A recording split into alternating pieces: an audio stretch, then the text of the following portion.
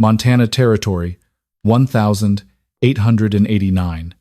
The Coldwater Valley entered its second consecutive winter with warnings of temperatures dropping below -45 degrees Fahrenheit. The people in the area no longer expected any mercy from the weather. They simply tried to keep their cabins from freezing inside each night. Most homes in Coldwater were single-story cabins, with pine log walls less than 6 inches thick, floorboards only a few inches off the ground, and wind constantly whistling through the gaps, despite being chinked with moss and clay. Heat escaped almost immediately whenever the fire went out. Anyone who had lived there long knew a cabin only held warmth as long as the fire burned. When the fire died, the ground pulled the heat down first, the log walls followed, and within an hour, every surface inside the house was below freezing. On the northern edge of the valley stood the cabin of Martha Ellingson and her husband, now 68 years old. The two had lived more than 4 decades on the frontier, relying on the most basic building techniques. Single-layer log walls, gaps chinked with clay, a fireplace placed against the south wall to avoid the north wind, and a small chimney opening to reduce heat loss. But those principles only worked when winter remained tolerable. A single-story cabin could not hold warmth when winds were strong and humidity dropped low. The winter of 1888 proved that in the worst possible way. Winds of 35 to 40 miles per hour blew continuously for 3 days, with temperatures falling to -48 degrees Fahrenheit at dawn on the second day. Any cabin that did not maintain a fire every 45 minutes dropped below freezing. Pine wood was not dense enough to retain warmth. The frozen ground caused the cabin to lose heat from below, and water barrels placed right next to the fireplace still formed a thin layer of ice before dawn. No one in the valley thought the single-story cabin design was wrong. They thought they needed more firewood, needed to stay awake longer, needed to endure more. And Martha and her husband thought the same. During the 3 days of the storm, 70-year-old Lewis Ellingson tended the fire non-stop. He adjusted the draft, kept the coals alive, focused on one single goal, keeping the cabin above 32 degrees Fahrenheit. By the evening of the 3rd day, he had worked nearly 30 hours without rest.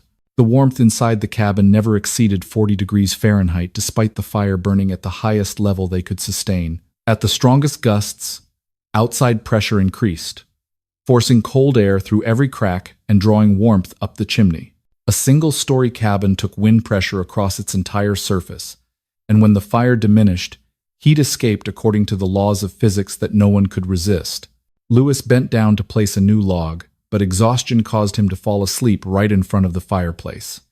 If the fire was not fed for just 20 to 30 minutes, the heat loss was enough for the coals to cool. When the coals cooled, the biting wind infiltrated, and warmth vanished almost instantly. Within an hour after Lewis collapsed, the temperature inside the cabin fell below freezing. The ground absorbed heat first. The fireplace went completely cold. The log walls grew so cold that moisture in the room crystallized into a thin layer of frost. There was no other heat source sufficient to retain warmth. Martha woke up because of the piercing cold at her fingertips. She got up to adjust the blanket near the stove and saw her husband lying motionless. His hands were still cupped as if holding the last log. The coals in the fireplace were only gray ash. She shook him, called softly, then louder, but his breathing had stopped. It all happened at the speed of deep cold, fast, direct, leaving no room for correction. For the rest of the night, Martha did not leave his side. She did not scream, did not collapse, just clutched tightly the wool sweater he always wore when splitting wood, the thick sweater that had never been warm enough for a north wind night. Lewis's death was not an accident, not the weakness of old age. It was the consequence of a house structure that could not retain warmth when the fire went out. When dawn came, the wind still blew. Snow still piled on the sill. But in Martha's mind, everything had become clear. She stood in the middle of the cabin, looking at the floorboards already cold enough to crack slightly, the frost-soaked log walls, the silent fireplace. She understood that her husband's death came from one single factor. A single-story cabin could not protect its occupants in deep, cold storms. And if it could take the man who had been with her for 40 years, she would not let it happen to anyone else again. Martha looked around the room, cold as a cellar, and said softly but firmly, "If the house can take the person I love, I will make sure it cannot kill anyone else." After burying Louis just beyond the tree line, under the frozen ground, Martha returned to the cabin in a state that anyone in Coldwater would understand. The silence after death is always colder than the north wind. She stood in the middle of the room where the two of them had lived for 40 years, seeing everything in its place but no longer holding its old meaning. The cabin was no longer merely empty. It had become a structure she needed to understand rather than simply shelter in. In the first days, Martha did nothing but tend the fire, observe, and take notes. Louis had kept a small mercury thermometer hanging right by the window. He used it in summer to measure heat in the shed, and in winter to see how much more chinking the walls needed. Martha took it down, wiped off the remaining sawdust, and began measuring every spot in the cabin as if she were a builder needing to understand the failure of the structure. The first measurement, early in the morning, when the fire had just gone out from the night before, showed the cabin floor at only 25 degrees Fahrenheit, while the air near the ceiling was 34 degrees Fahrenheit. The nearly 10 degrees Fahrenheit difference in such a small space made her pause for a long time. She tried again in the afternoon. The floor was still colder than the wall surfaces, and the loft used only for storing old blankets was warmer than the room below, even though there was no heat source there. This reminded Martha of the hundreds of times Louis had said during fierce storms, "Heat rises, wind comes down." Back then, she had taken it only as a reminder to keep the fire going. But now those words became the first principle she needed to understand. Martha spent the entire winter observing the cabin like a recorder of facts. When she built a fire, the heat rose quickly, but the floor remained deeply cold. She placed the thermometer on the ground, then on a chair, then near the ceiling. Every time, the ground was always the coldest place, even though the distances were only a few dozen inches. She realized heat loss did not happen randomly. It followed a clear pattern. Cold air entered the cabin from near the ground first, then from the north side cracks, then from the frozen soil. A single-story cabin had no buffer. It directly faced wind, pressure, and temperature differences. In the evenings, Martha used an oil lamp to examine every wall crack. When the wind shifted, cold air blew harder along the floor, stronger, and pulled the warm air upward. She held her hand in front of a crack and felt the cold stream like needles. But in the loft, the air held at 40 degrees Fahrenheit even when outside was negative 20 degrees Fahrenheit. This forced her to ask a question no one had ever considered before. Why must people sleep in the coldest part of the house while the warmest part remained empty all winter? In the long days with no one to talk to, Martha only conversed with the cabin itself. Each time the thermometer changed, she recorded it in shaky but steady handwriting. She gradually realized the cabin did not warm up from the fire. It was only hot near the flames and cold everywhere else. The wall logs absorbed heat poorly. The ground drew heat faster than any material. A single-story cabin, by its very physical nature, always lost to wind, to soil, to pressure, and ultimately to winter. What Martha realized did not come from intuition but from prolonged isolation. Her mind, though heavy with loss, was sharper because she was forced to find an answer for Louis's death. If the cabin was viewed as an engineering structure, it had failed. It could not retain warmth, had no boundary to prevent heat loss, did not protect its occupants. She sat close to the cold stove, adding one more line to her notebook. It is not people who lose to winter. The cabin loses to winter. At that point, a stronger thought emerged, clear and coherent enough to make Martha stop writing. If the cabin had exhausted a strong man to death, then the fault did not lie with Louis, nor with her. The fault lay in the very structure that families in the valley had trusted for generations. A single-story cabin worked in mild winters, but was insufficient in deep cold storms. The final observation of that winter, and the one that led her to the next step, was the realization that the cabin did not stand on the side of the living. It did not help people fight the cold. It only delayed the cold for a few hours.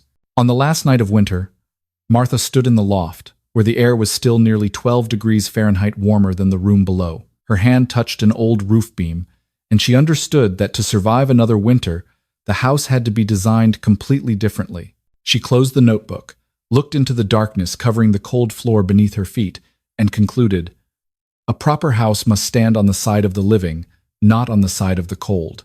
After a winter full of measurements inside the cabin, Martha understood that to find the solution, she had to observe other structures in the Coldwater Valley. Everything started from the simplest facts: temperature, differences, depth, material properties, rather than feelings.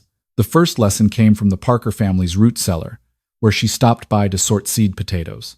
As soon as she descended the 6 steps, she pulled the thermometer from her coat pocket and measured 42 degrees Fahrenheit. No fire, no heat source, but the temperature always stayed stable around that level. Parker said that even when it was negative 20 degrees Fahrenheit outside, their root cellar only fluctuated plus or minus 2 degrees Fahrenheit. The reason? The 4-6 feet thick earth surrounding the cellar walls naturally stabilized temperature, reduced variation, and did not depend on tending a fire. But at this temperature, people could not sleep overnight. It was only suitable for storing food. Martha wrote in her notebook, "Lower levels stable, but cold, not suitable for living." The problem with single-story cabins immediately became clear. The floor was in direct contact with the deep cold zone, causing constant heat loss. The second lesson came from the hayloft in the Nelson barn. While climbing the ladder to get the last bale of hay, Martha measured temperatures at 3 spots. Near the barn floor, 28 degrees Fahrenheit, mid-room 33 degrees Fahrenheit, and the loft 45-47 degrees Fahrenheit. There was no heat source on the upper level, yet the difference reached nearly plus 17 degrees Fahrenheit compared to the floor. The reason? Hot air always rose by natural convection. Dry hay had low density, creating many small air pockets that retained warmth, and the lower level was directly affected by wind blowing through board gaps. When north winds reached 20-25 miles per hour, Nelson had measured cold air inflow at the floor twice as strong as at the barn ceiling. For Martha, those numbers confirmed what she had suspected when measuring her own cabin. The highest level naturally retained heat best, and in blizzard conditions, the highest part of a structure always preserved heat better than the lower level. She added, "Highest point warmest. Wind cannot disrupt the upper structure as it does the floor." The third lesson, and the decisive one, came from the Bear Creek sawmill. In one corner of the mill was a pile of sawdust accumulated over 3 months, nearly 4 feet high. Martha thrust her hand into the sawdust about 12-14 inches deep and immediately felt warmth. When she placed the thermometer in the core of the sawdust for 5 minutes, it read 52 degrees Fahrenheit, nearly plus 20 degrees Fahrenheit higher than the outside air. The reason was purely technical. Sawdust created thousands of tiny air pockets, trapping warmth and limiting convection. The mill worker said that even when outside temperatures dropped to negative 10 degrees Fahrenheit, the sawdust core still maintained 50-52 degrees Fahrenheit. Nearby, dry forest moss, pine needles, and coal dust from the forge created a mixture of materials that compacted well yet still held still air. When she tried mixing sawdust plus moss plus pine needles plus coal dust in a 4:2:1 ratio, the mixture achieved just enough compaction to form a 10-12 inch insulating layer without becoming solid. Records from the blacksmith noted a 12-inch layer of the mixture could reduce heat loss by 40-45% compared to 6-inch pine log walls. As Martha gathered some sawdust in a handkerchief, she remembered Lewis once saying, "Holding still air is holding heat." At the time, she had not fully understood, but the data from this winter made the statement undeniably accurate. When she returned to the cabin, Martha spread sawdust and moss on the table and wrote her 3 final conclusions. 1. Lower level stable but cold, 42 degrees Fahrenheit if underground, 25 degrees Fahrenheit if on cabin floor. 2. Upper level always plus 15 to plus 20 degrees Fahrenheit warmer than the floor with natural convection. Material layer that traps still air, sawdust, moss, pine needles, provides superior insulation, reducing heat loss by 40-45%. Those 3 technical facts led to one clear conclusion. The structure needed 3 levels, each handling a separate thermal role: lower level as cold buffer, middle level retaining heat with light material, upper level as the safest living space. After 3 lessons with clear data and repeated observations throughout the winter, Martha knew she was no longer at the stage of doubt or speculation. She had enough facts to create a completely different structure. On the very morning when the first sunlight after the storm shone through the door crack, she took the flat board Lewis had used for sketching timber cuts, placed it on the table, and began drafting. She did not draw based on oral tradition, as the men in Coldwater always did. She drew based on the numbers she herself had measured. Starting with level 1, which would no longer be the living area but become the cold layer, buffer zone. Based on the Parker root cellar data holding steady around 42 degrees Fahrenheit, she decided to build level 1 entirely of stone 18-20 inches thick, enough to create a wind barrier and reduce temperature swings. This level had to be at least 6 feet high to raise the living area to a safe height, reducing contact with the deep cold ground and separating ground-level wind drafts. The space would be used to store firewood, tools, and to reduce direct wind pressure on the living level. Level 2 was where she spent the most time calculating. This had to be the insulating level, acting as the center for transmitting, retaining, stabilizing heat. From the Bear Creek sawdust pile showing a core at 50-52 degrees Fahrenheit, even at negative 10 degrees Fahrenheit outside, she decided to use a 12-inch layer of the sawdust, plus moss, plus pine needles, plus coal dust mixture, running throughout the entire floor between level 1 and level 3. This layer would not only completely isolate cold from level 1 but also trap still air within the structure. She sketched wooden compartments dividing the insulation into 2x2 FT cells so the material would not settle in one spot. With 12 inches thickness, according to the blacksmith's calculations, heat loss would be reduced by 40-45% compared to 6-inch log walls. Once completed, level 2 would have one sole purpose: to be the strongest thermal shield in the entire building. Level 3 was the heart of the idea. From the Nelson Barnloft lesson, showing the upper area always plus 15 to plus 20 degrees Fahrenheit warmer than below, Martha understood that the highest part of the structure must be where people lived. She drew the main living room on this level, with a ceiling height of only 6.5 feet to reduce the volume of air needing to be warmed. Windows were small, only 12-14 inches wide, positioned away from the north wind. The walls of level 3 did not need to be overly thick. Its strength lay in its elevated position, and the insulating layer directly below. She wrote in the margin of the draft, Level 3, the only place that can use naturally rising heat. To ensure Level 3 had minimal exposure to the environment, she designed a low-pitched roof, no more than 25 degrees, to limit wind stripping away warmth. The floor of Level 3 rested directly on the 12-inch insulation, creating an isolation effect like a loft, but more deliberate, stronger, and longer lasting. Looking over the entire draft, Martha realized she had just designed something no one in Coldwater had ever imagined: a 3-level cabin, where each level had a distinct thermal function. Level 1 absorbs cold, Level 2 retains heat, Level 3 uses heat. This was no longer a traditional pioneer cabin. This was a structure based on physical principles she had measured and verified herself. A cabin that did not fight winter with human effort, but with design.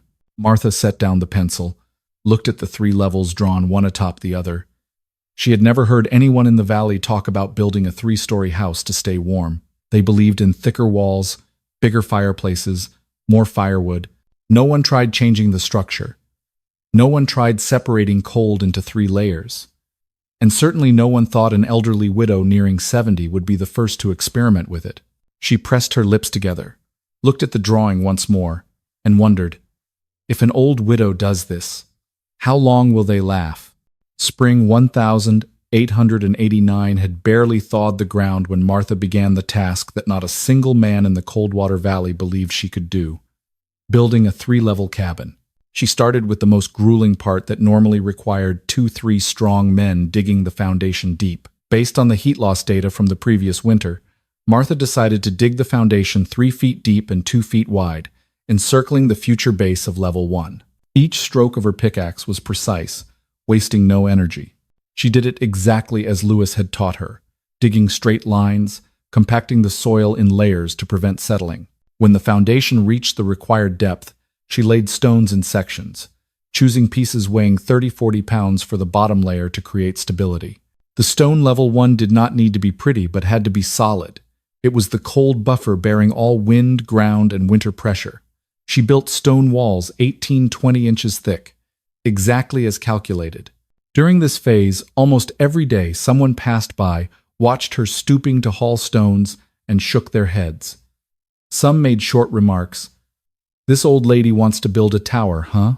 Others said louder. A stone base that high, when the north wind hits, it'll collapse in one season. Martha did not reply, just continued placing each stone precisely, checking corners for level. When the stone level reached 6 feet high, she began erecting the joists for level 2. This was the most critical part because it had to bear the weight of the insulation and living level above. She used 8 10-feet-long beams, 3 inches thick, braced diagonally to create a strong plane. The beams were fastened with 4-inch forged nails Lewis had left behind. Some men in the valley stopped to watch, not to help but to criticize. What does a woman know about joist load-bearing? Or 130 miles per hour's gust and all the nails will pull out. But the level 2 frame stayed perfectly in place, no tilt, no shift. After the joist system was complete, Martha moved to the most time-consuming step, filling the insulation layer. She mixed sawdust, moss, pine needles, and coal dust in the ratio she had tested. To create a 12-inch layer, she had to prepare nearly 40 bags of mixture, each about 20 pounds. She divided the level 2 floor into 2 x 2 feet cells, filled each one completely, then lightly compacted to maintain the air structure. No one in Coldwater had ever seen anyone build a house by pouring sawdust between wooden layers. Children passing by often sang taunts. Martha's building a house out of forest trash. Some adults even laughed so hard they had to lean on their knees. But each time she finished a cell, Martha recorded thickness, compaction, and wind tightness. When the entire insulation layer was done, she tested it by lighting a small fire on level 1 and placing her hand on the level 2 floor. After 30 minutes, the heat rose exactly as predicted, warm but without leaking through gaps. The frame for level 3 caused the most buzz in the valley. They had never seen anyone build a house 3 stories high in Coldwater. Martha erected the frame with 4-inch thick vertical posts, 7 feet high, secured with horizontal braces for stability. She used diagonal corner bracing to increase load capacity and reduce twisting in strong winds. A group of men standing at the tree line shouted, 140 miles per hour's gust, and it'll fall like a matchstick. Another said, a woman building 3 stories is basically signing her own death warrant. Some children even ran around the hill base, singing rhymes, Martha's building a wooden tower, 1 gust, and it'll topple over. All the mockery came before they understood what she was building. Martha did not stop. She completed the level 3 frame in 12 days, fully braced, with no corner off by more than 1 degree. Then she built the 25 degrees pitched roof, covered it tightly with boards, secured with long nails to prevent wind lifting. To ensure the cabin could withstand winter, she added 4 vertical posts running from level 1 to level 3, tightly wedged between the stone frame and wooden beams, creating direct load paths down to the foundation. As the mockers saw the cabin growing taller and not swaying at all, they began to quiet down. But the skepticism remained. Everyone still believed the structure could not survive negative 40 degrees Fahrenheit winters and 50 miles per hour's winds. Meanwhile, Martha worked every day from before dawn until after dusk. No retorts, no explanations. Only the sounds of hammer, chisel, stones settling into place, steady sounds declaring that she would finish what the entire valley called impossible.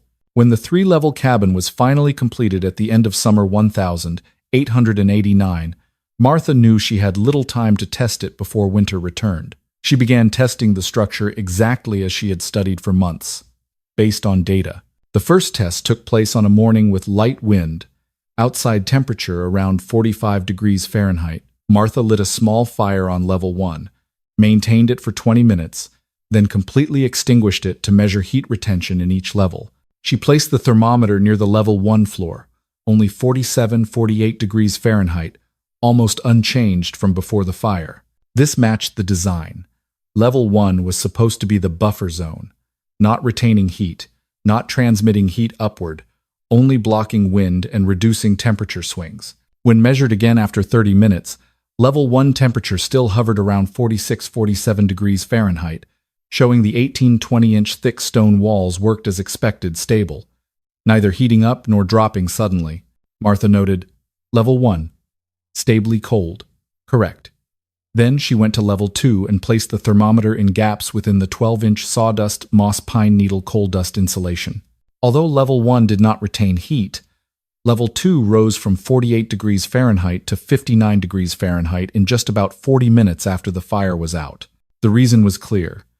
The insulation layer had captured the small amount of heat escaping upward from level 1 and minimized outward dispersion. Martha tried opening a level 2 window for 10 seconds, letting wind in, but temperature did not drop sharply, only about 2 degrees Fahrenheit in 5 minutes. This showed the floor separating level 2 and level 3 locked out cold air from outside. She checked continuously for 1 hour and found maximum fluctuation only plus or minus 1 degree Fahrenheit, proving level 2 not only retained heat, but dramatically slowed loss when no fire was burning. She wrote, "Level 2 retains warmth, minimal loss." Correct.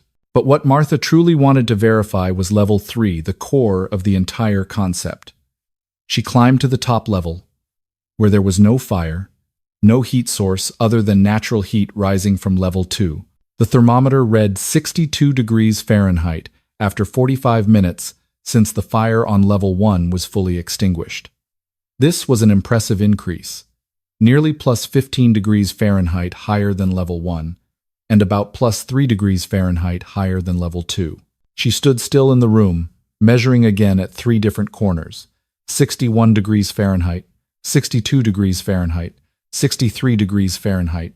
The variation was small, showing heat distributed evenly in the compact space of level 3, partly thanks to the low 6.5 feet ceiling causing hot air to accumulate faster. Martha tried opening a level 3 window for 5 seconds, letting wind rush in, then closing it immediately. Temperature dropped only 1 degree Fahrenheit and rose back within minutes. This confirmed the 12-inch insulation below acted as a powerful thermal barrier, preventing warmth from escaping downward and keeping the upper level like a natural heat trap. When she finished the final notes of the test, Martha set down the pencil and wrote one short line: "Heat climbs on its own. I only needed to build the path for it." The cabin had proven what she had long believed: no need for human strength to fight winter, only a design that understood how heat truly works. The winter of 1889 arrived earlier than any previous year, and as early as the first days of November, nighttime temperatures in Coldwater had already dropped to 30 degrees Fahrenheit. The people in the valley began preparing in the way they had been accustomed to for generations, stuffing more moss into wall cracks, piling firewood high, wrapping blankets around windows to reduce drafts. But every sign indicated that this winter was unlike those they had survived before. By mid-month, a storm from the north swept down, bringing winds up to 65 miles per hour and temperatures measured at the nearest guard station at only 55 degrees Fahrenheit. Wind slammed into cabins like hammer blows, making the wood shudder in bursts. At peak intensity, it suddenly increased outside pressure on the cabins, forcing cold air through every board gap and sucking interior warmth straight up the chimney. In traditional cabins, with walls only 6-7 inches thick and floors just a few inches off the ground, heat loss happened so quickly that no one could react in time. At the Parker home, the stove fire had been out for just 20 minutes when the entire dining table surface, water barrels, and bottom wall sections formed a layer of frost. The mother hugged her 2 children close, but her hands were piercingly cold like needle pricks. The fireplace was relit, but heat could not rise above 33 degrees Fahrenheit because wind seeped in from every direction. Water in barrels placed right next to the stove, only inches from the flames, still formed a thin layer of ice on top. This was the phenomenon that veteran hunters in the area called complete heat loss point, when a cabin no longer had the ability to retain any warmth even with the fire still burning. At the Nelson home, conditions were no better. The thermometer hanging near the window read 25 degrees Fahrenheit despite the fire burning strongly. One gust swept through, and moisture on the window froze into white patches in seconds. Children shivered uncontrollably under 3 layers of blankets, while adults took turns tending the stove fire, having to add wood continuously every 15 minutes to prevent the cabin from dropping below freezing. But with 65 miles per hour winds, the rate of heat loss exceeded the stove's replenishment capacity. On the coldest nights, the elderly in the Nelson home could not sleep because their teeth chattered uncontrollably, eyes wide in fear each time wind slammed the walls. On the eastern side of the valley, the Reeves home faced the direct impact of the north wind flow. Their cabin had snow blown against the wall into a pile nearly 5 feet high, covering almost all the windows. Inside, temperature dropped to 22 degrees Fahrenheit, lower than considered safe, even with the fire burning. When wind swept through, the flames leaned sharply to one side as if about to go out. Once, Mrs. Reeves placed a bowl of water near the stove to warm. Less than 30 minutes later, a layer of ice covered the water surface despite the fire still burning. People in the valley began to fear sleep, not because they feared the storm, but because they feared the fire going out while they were unaware. Anyone who had experienced extreme deep heat loss knew that if cabin temperature fell below 30 degrees Fahrenheit while wind continued, the body would lose heat so quickly it was hard to notice. Some families were forced to stay awake all night, taking shifts, tending the fire, keeping the house from becoming a frozen wooden box. At the Dawson home, where there were 2 young children, the north wall was battered by wind until frost formed a 1-4-inch thick layer inside the wall. Mr. Dawson tried touching the wall and pulled back immediately because it was piercingly cold, even though just 3 feet away was the stove fire. The whole family had to pull beds right next to the fireplace to stay warm, but even there, temperature remained only 38-40 degrees Fahrenheit, not enough for peaceful sleep. People told each other they had never seen cold penetrate homes so quickly. Even newly erected log posts contracted due to the 55 degrees Fahrenheit level, creating gaps along wall edges. When these gaps appeared, cabins lost heat even faster than before.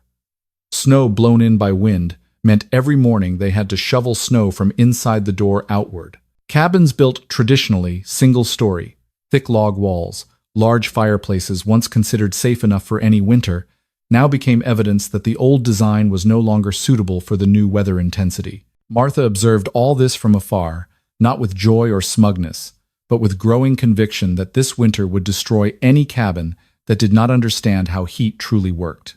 Snow piled around her home, up to 3 feet on the north side, but the 3-level cabin still stood firm. Wind howled continuously, battering the stone walls of level 1, creating pressure stronger than any previous winter. Martha, with her oil lamp in hand, recorded data inside her own cabin, listening to the wind like a saw tearing through the pine ridge outside the valley. While many traditional cabins could not maintain warmth more than 20 minutes after the fire went out, she knew the moment to prove her design was coming. Coldwater was facing its most brutal winter in nearly 30 years, and every home in the valley was paying the price for a mistake they had never considered. Single-story structures were not strong enough to withstand extreme winters when temperatures fell to 55 degrees Fahrenheit and winds reached 65 miles per hour. The biggest storm night swept into Coldwater at the end of December, right when winds hit 65 miles per hour and outside temperatures dropped to 55 degrees Fahrenheit. Cabins in the valley were pitch black as if submerged in a sea of wind. Martha knew this was the decisive moment, the night when every measurement, every structure she had built, every insulation layer, every load-bearing beam had to prove they were right. Without needing urging, she took the oil lamp, gripped the handrail tightly, and began checking the 3 levels of the cabin under conditions that any other structure in Coldwater was failing against the cold. She went down to level 1 first, just opening the stone door. Wind from outside immediately sought a way in, though very small. She held the thermometer near the floor for 3 minutes, then up along the stone wall to measure. The result stayed steady, 12 degrees Fahrenheit. That number did not surprise her. Level 1 was designed as a cold buffer zone, not to retain warmth, not to transmit warmth, only to take wind and reduce temperature swings. When outside wind was 55 degrees Fahrenheit, Level 1 maintaining 12 degrees Fahrenheit proved the 18-20-inch thick stone walls were working exactly, reducing cold penetration speed by more than 40 degrees Fahrenheit. This space was not for people, and it did not need to be warm. It only needed to be stable. Martha quickly noted in her book, Level 1, stable at 12 degrees Fahrenheit, matches design. She climbed the wooden stairs to Level 2, the most important in the structure. This was the insulation level, the heart of the entire cabin. Without Level 2, everything above would fail. She set the oil lamp on the floor, opened the thermometer a second time, and measured at 3 spots, near the wall edge, middle of the room, and near the 12-inch thick insulation layer. After 5 minutes, the number appeared, plus 20 degrees Fahrenheit. Level 2 was plus 32 degrees Fahrenheit higher than level 1, despite no fireplace and no direct heat source. This meant the sawdust, moss, pine needle, coal dust layer had retained the natural heat lost from level 1 while preventing cold wind streams from outside from penetrating. She tried cracking open the small south side window to test stability. Cold wind slipped in, making the lamp flame flicker slightly, but the thermometer only dropped 2 degrees Fahrenheit, then stabilized at 18 degrees Fahrenheit. After 4 minutes, it rose back to 20 degrees Fahrenheit as if unaffected. Martha did not smile, did not breathe heavily, but her hand holding the pen to record numbers trembled slightly, not from cold, but from confirmation that level 2 was working to every specification she had calculated from measurements labored over the previous winter. She added, Level 2.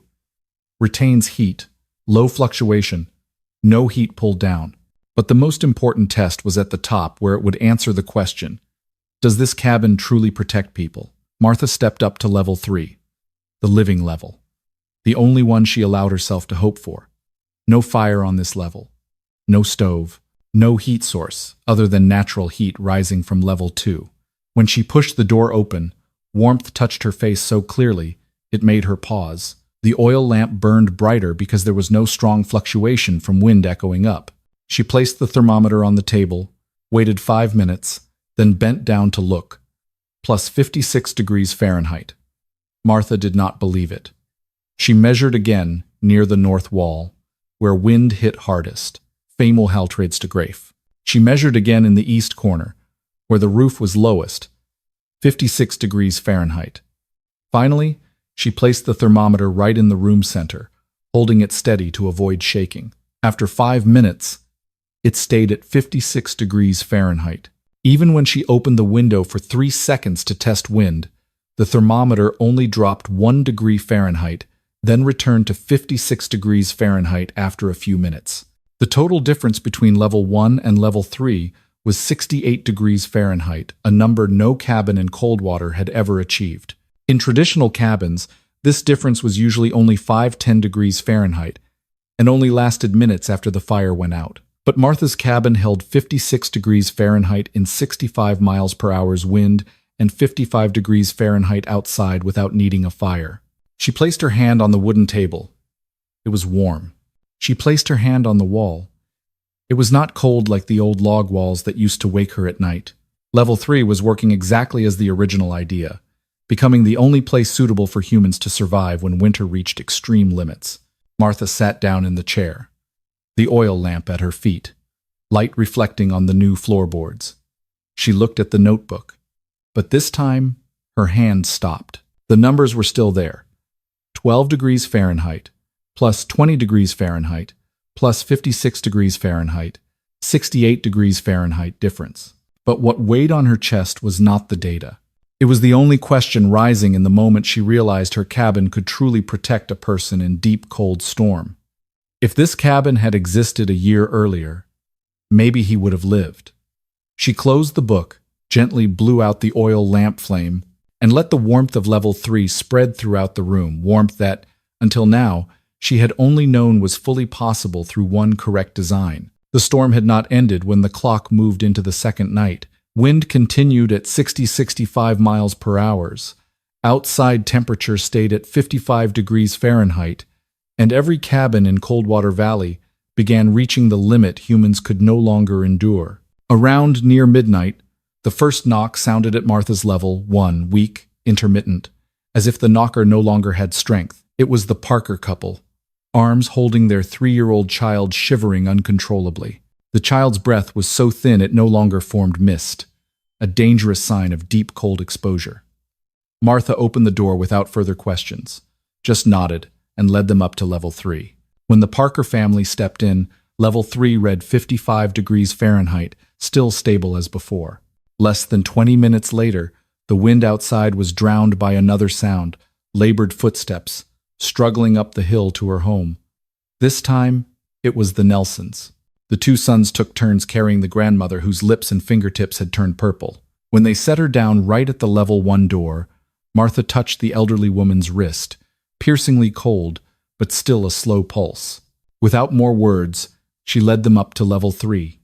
There, just after 10 minutes, the grandmother's breath thickened again, and her skin lost the purple tint.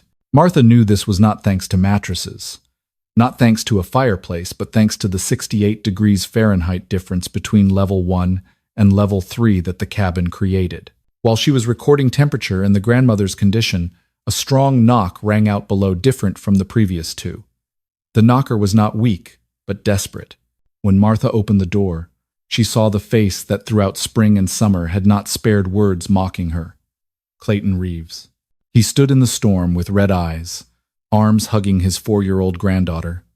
The child lay limp, face bruised from cold, entire body stiff. Clayton no longer held any pride, no longer the disdainful look, only able to say one sentence, nearly breathless. "Please, save my granddaughter." Martha just nodded. She did not ask if he still thought the 3-level cabin was madness. She only led Clayton and the child up to level 3, where the thermometer still held 56 degrees Fahrenheit. When Clayton set his granddaughter down on the thick blanket, the child still did not open her eyes, but after 12 minutes her hands began to soften. Clayton knelt down, breathing heavily from emotion and exhaustion. Within an hour, every home in the valley arrived. The Dawsons brought their 2 children, shivering so much they could not speak. The Hill family farthest away knocked near 2 a.m., with faces pale from trying to tend the fire for 6 hours, without keeping the cabin above 30 degrees Fahrenheit. One by one, doors opened, wind rushed in, then families were led up to level 3. Martha did not speak much. She only directed positions, handed extra blankets, checked hands, faces, breath of each person. When everyone sat filling the level 3 floor, she counted again, 23 people. A level designed for 1-2 people was now holding 23 humans clinging to the last warmth of the storm night. What Martha cared most about was not the number of people, but the cabin's heat retention capacity. She placed the thermometer in the center of level 3, 55 degrees Fahrenheit. Still stable, as the number of people increased, their breath added to the air, causing temperature to fluctuate slightly between 55-57 degrees Fahrenheit, but not drop. This meant the level 2 insulation was working optimally, even when the structure's load increased many times beyond expected. She tried measuring in the room corner, near the sloped roof, the spot usually most prone to heat loss, 54-56 degrees Fahrenheit.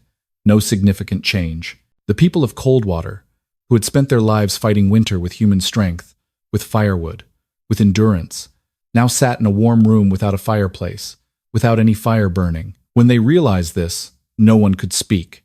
After nearly an hour, Mrs. Nelson held Martha's hand and said softly, "Your cabin saved our whole family." But the words that silenced the cabin came from Clayton Reeves. He stood in the middle of the room, eyes red, voice hoarse from wind and shame. "I laughed at you for half a year, but it's your house that's keeping my granddaughter alive." Martha did not reply. She only looked around the room, level 3, where she had poured every physics calculation, every temperature note, every grief from Lewis's death, and saw 23 people warming up, little by little. Wind outside still howled. Snow still battered the level 1 stone walls into a layer nearly 3 feet thick, but inside level 3, heat remained stable at 55-56 degrees Fahrenheit. The 3-level cabin had stood on the side of humans exactly as she had hoped, and that night, as everyone sat close in silence to share warmth, Martha understood that the design the entire valley had once mocked was becoming the only thing in Coldwater resisting the most brutal winter in decades. The winter of 1889, 1890 ended more slowly than any year. But when ice on the Coldwater River surface began to crack and the last snow patches retreated from the hillsides, the entire valley understood they had just survived a storm that many neighboring areas did not overcome. Rumors about Martha's 3-level cabin spread faster than melting snow. Those who had taken shelter that storm night still repeated the 56 degrees Fahrenheit of level 3 as if it were unimaginable under 65 miles per hour's winds and 55 degrees Fahrenheit temperatures. Because the number of witnesses was large, the story was no longer just Coldwater's, and only 2 weeks after the weather stabilized, A county agent from Madison County was sent to officially inspect. The man brought a standard thermometer, wind gauge, notebook, and a set of surveying tools Martha had never seen in her life. He requested Martha recreate the test. Light a fire on level 1 for 20 minutes. Extinguish completely, then measure heat by level. The numbers did not change much from the storm night. Level 1 maintained around 45-47 degrees Fahrenheit with warmer spring weather. Level 2 held 58-60 degrees Fahrenheit, and Level 3 reached 67 degrees Fahrenheit, rising naturally from escaping heat. The county agent looked at the readings multiple times, checked the Level 1 stone walls, Level 2 insulation, and Level 3 ceiling. He noted in detail: layered structure with separation, 3 distinct thermal zones, stable heat difference, most effective extreme cold climate adaptation model surveyed in Montana Territory. After completing, he declared he would include the 3-level cabin model in the Montana Territory's Winter Survival Bulletin, an official document that farmers, hunters, and pioneers often relied on when preparing for cold seasons. This was the first time in county history that a structure designed by an elderly widow was recorded as a technical improvement. As the news spread, people in the valley began looking at the 3-level cabin without skeptical eyes.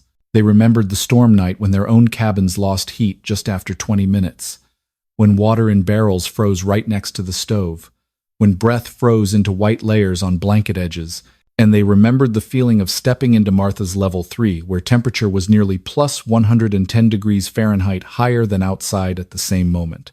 In spring 1890, when the ground softened again and the Coldwater River flowed strongly, the first to ask Martha for the sketch were those who had mocked her loudest. Clayton Reeves arrived earliest. The man who once said the 3-level cabin would collapse in 130 miles per hour's gust now stood at her door with rare humility. He asked her to show how to build the stone level for good load bearing, how to calculate joist spacing, and how to create the insulation layer exactly 12 inches thick. Martha handed him Lewis's old notebook, where she had rewritten the material formulas and measurements, and only said, "You must understand the principle, not just copy." Clayton nodded. No argument. No pretending to know more. He had learned his lesson that storm night. Other families also began building new-style cabins. The Nelsons built a 2-level cabin, applying the lower level as buffer zone and upper for living. The Dawsons tried a 2.5-level model with a loft insulated by sawdust. The Hills built a cabin with a 5-feet-high stone level to reduce wind impact. Within 3 months, along the valley appeared 6 more structures, and by early summer, a total of 11 cabins built according to Martha's thermal layering principle. What happened next was a major shift in community awareness. People began abandoning the habit of burning lots of firewood to survive, replacing it with understanding how heat works to survive. Blacksmiths and carpenters in the area no longer viewed the 3-level structure as reckless. They began analyzing cabin cross-sections to learn stone wall thickness, roof pitch, sawdust, moss, pine needle mixture ratio, how Martha divided the middle floor into 2 times 2 feet cells for even compaction. At the Valley's summer meeting, when the county agent officially announced Martha Ellingson's cabin as thermal layering model for extreme cold adaptation, everyone stood and applauded. Not for fame, but because they knew if this model had not existed the previous winter, at least 5 families in the area might not have survived. The most special thing that happened afterward was not in the valley, but from the Winter Survival Bulletin document. When the bulletin was issued, farther homestead stations like Red Ridge Valley, Little Elk Settlement, and Southern Agricultural Stations all sent letters requesting copies of the 3-level cabin simulation. An elderly widow in Coldwater, once seen as crazy for building a 3-story house, now became the technical reference point for more than half of cold Montana. But for Martha, the biggest change was not the number of new cabins or the county agent's recognition. It was the moment Clayton Reeves, the one who mocked her most, stood under her porch roof, looking at the sketch she gave and saying, "I need you to teach more. You understand winter better than all of us." Martha just nodded. She did not need fame. She did not need apologies. She only looked at the new cabins sprouting in the valley and thought silently. If others understood the principles she had learned at too high a price, the next winter would not take anyone else. Her 3-level cabin was no longer something mocked, it had become the new standard for Coldwater. 3 years passed since the harsh winter of 1889, 1890. And Coldwater Valley had changed in a way no one could have imagined when they stood outside Martha's cabin mocking her unique three-level design. By the third winter, when wind again dropped to 40 degrees Fahrenheit and snow began piling thick layers around each home, people in the valley no longer felt the unease of previous years. Along the hillsides, among small fields and homestead lands, now there were over 24 cabins built based on Martha's thermal layering model. Stone level as cold buffer, middle level holding 12-inch thick insulation, upper level as the living area with least heat loss. Each cabin had small differences. Some used slate instead of round stone, some used pine boards instead of birch, but the core principle no one dared change. On deep cold nights, those cabins maintained stable 50-60 degrees Fahrenheit heat in the living level without needing to burn too much firewood.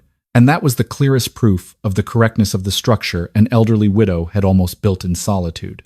From a design once ridiculed, the three-level cabin became the model for all of Coldwater. Every time building season started in April, men in the valley again brought tape measures, shovels, and notebooks marked Ellingson model to build new cabins for their children. Even some families from the next valley came to learn, measure, and experiment to apply to their area.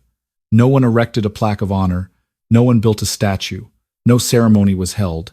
Martha did not want that, and the Coldwater community understood that legacy is not something carved in stone.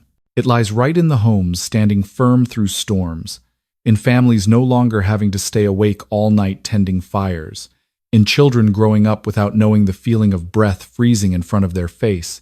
In the third winter after Martha built her cabin, a particularly strong wind blew through the valley, reaching 70 miles per hour according to the county monitoring station's device. The old cabins, single-story log ones existing over 20 years, were shaken hard by wind, many unable to stay warm more than 30 minutes if the fire went out. But the thermal layering cabins all retained warmth. One Dawson cabin recorded 54 degrees Fahrenheit in the living level, the Hill cabin reached 58 degrees Fahrenheit, and the newest Parker cabin, built almost identical to Martha's sketch, held 61 degrees Fahrenheit throughout the night. That was clear evidence that Martha's work had gone beyond a personal idea. It had become a survival method. Strangely, in all those changes, Martha still lived quietly in her own cabin. She did not accept invitations to teach, did not become an expert as rumored, nor hold any position in the valley. When the county agent returned to thank her for helping improve the winter guidance document, she only smiled and said, "I just didn't want anyone else to die from the cold." People sometimes brought gifts, potatoes, wheat bundles, shared venison, but she only accepted what was enough. The change in Coldwater was what she saw every time she stepped out the door, without needing reminders. Occasionally in winter, when snow covered the cabin roof and the whole area sank into silence, a few people in the valley asked each other, had they been too harsh with Martha? Those who mocked her most often stayed silent longer when that question arose. Clayton Reeves, who once stood in front of the cabin calling it a tower of stupidity, was the one who admitted it most clearly. At a winter meeting, he stood up and said, "Without her cabin, my granddaughter would not have survived that storm night. I was wrong. We were all wrong." No one said more, but the whole room understood. That change had touched every family, every corner of home, every warmth retained in cold nights. Martha's legacy thus lay not in any praise. It lay in the valley having changed how they thought about winter, not something to fight with human strength, but something to understand with reason, with structure, with correct design. On one late afternoon, when snow began falling lightly and the new cabins built across the valley shone warm yellow light from windows, Martha stood on level 3 of her cabin, watching stove smoke rise from homes built on the 3-level model. Each smoke trail was a testimony, no plaque of honor, no memorial, but the very homes standing firm through blizzards were living proof of her work. And then, as a conclusion to all 3 years of doubt and respect, people in the valley often reminded each other one sentence, the saying that became the final philosophy of the story. People once laughed at the old woman building 3 levels. But sometimes the thing mocked is what saves an entire valley. If you love stories of survival and frontier wisdom, please subscribe to the channel so you don't miss the next journey. Thank you for watching and see you in the next episode.